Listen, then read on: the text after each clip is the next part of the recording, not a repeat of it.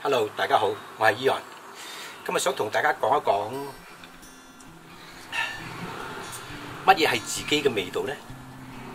自己嘅味道，當然並唔係只有你身上所散發出嚟嘅味道啦。如果你2日冇沖涼嘅話，嗰啲就係你嘅味道。咁你坐喺我旁邊嘅話，就算俾籠同我食都冇味啦。以往啲人話5味雜陳，甜、酸、苦、辣、鹹，但係我感覺辣只係口腔中嘅一種痛覺。我認為應該係甜、酸、苦、鹹、鮮。你哋認唔認同呢？人嘅口味往往都會隨着季節嘅變化而有差異。如果氣候炎熱，就喜歡食啲清鮮爽口或者係甜酸嘅嘢；氣候寒冷嘅話，都想揾啲口味比較濃厚或者係熱嘅菜肴。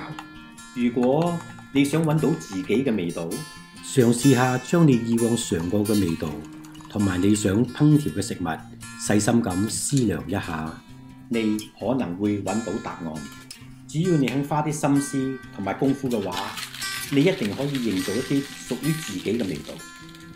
藉住呢個機會，容許我講多些少嘢啦。喺英國，我亦見過唔少人喺未食之前就已經開始加鹽、加醋、加辣。佢喺度找尋緊自己嘅前途啊，抑或係對擺在面前嘅食物冇信心呢？我知道每個人嘅口味都有差異，我並唔係去批評任何人，我亦冇資格去評論。只希望能夠尊重味道。今日要同大家分享嘅係三色藜麥西朗牛扒沙律。我哋睇睇材料先啦。呢啲就係藜麥，西人叫佢做 quinoa。藜麥係乜嘢嚟嘅呢？佢係一種原產於南美洲嘅藜屬植物。好多人都用佢嚟瘦身，因為佢高纖維、蛋白質高啦。碳水化物質少，身體就比較難消化，唔容易變成脂肪啦。可以話係上班族嘅高纖食物。首先將藜麥沖洗乾淨，最緊要係沖洗多幾次，因為藜麥本身有一種苦澀嘅物質，沖洗乾淨可以減輕苦澀。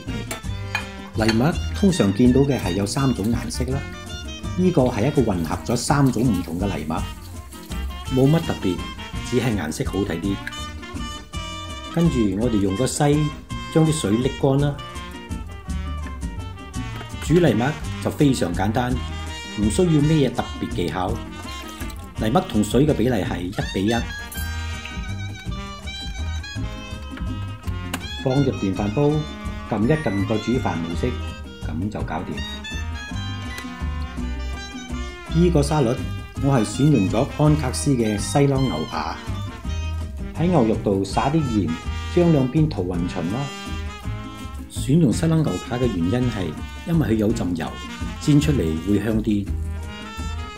呢個沙律唔一定要用牛肉，雞肉都可以。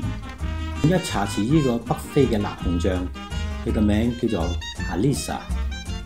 講到呢個辣紅醬呢，通常啲人都係用嚟炒啊，或者係炆啦。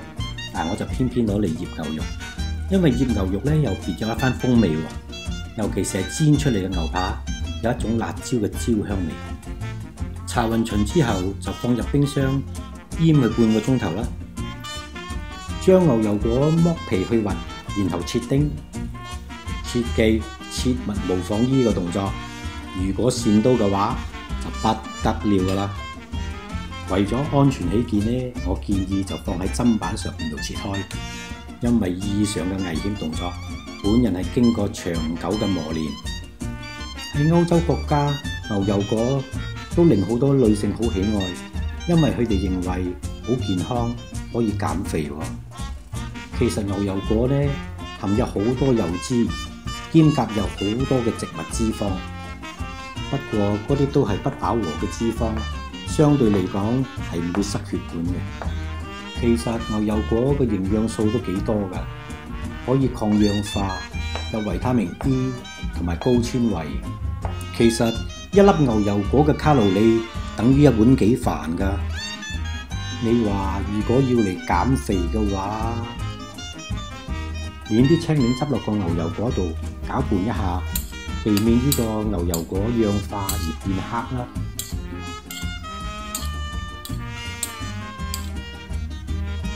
青葱就切粒啦，多白就少青，因為葱白就比較香，而且呢個沙律嘅顏色就比較深，有啲白色，襯托下賣相好啲。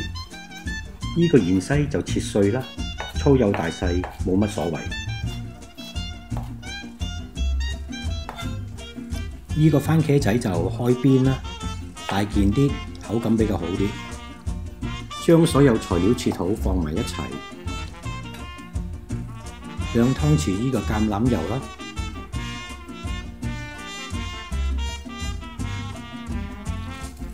半茶匙鹽啦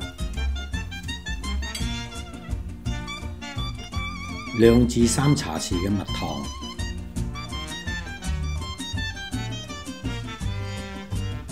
，2茶匙半嘅青檸汁，大概係半粒青檸度啦。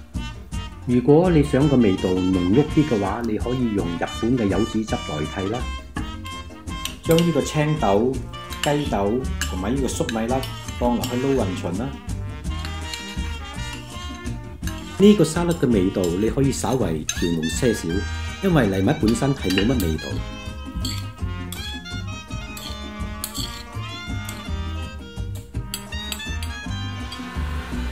燒熱個鑊，落幾滴油，鑊要夠熱，因為可以喺短時間內鎖住肉汁。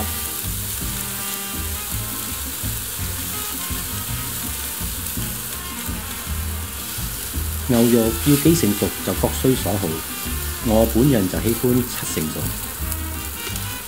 哇！聞到呢個辣椒醬嘅味道，我已經流緊口水啦。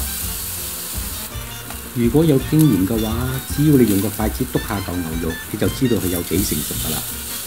耐唔中買啲牛肉返嚟磨練一下啦。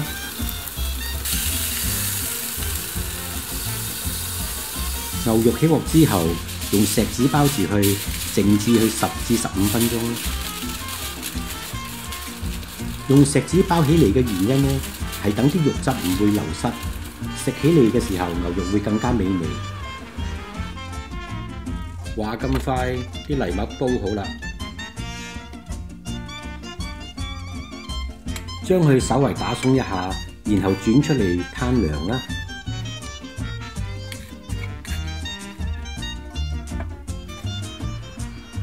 用大概半湯匙嘅橄欖油，將啲藜麥撈勻勻，避免佢風乾。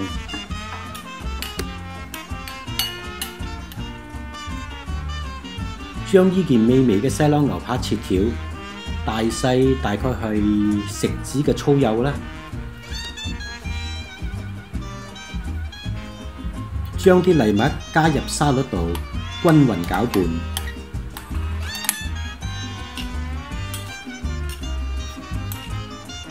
都係嗰句啦，用得嘅唔好嘥，啲牛肉精華倒埋落沙律嗰度去，一齊攪拌啦。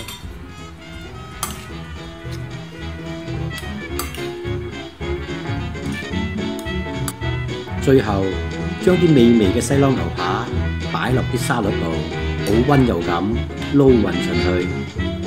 一份高纖高蛋白足2人享用嘅3色藜麥西朗牛扒沙律，咁就完成啦。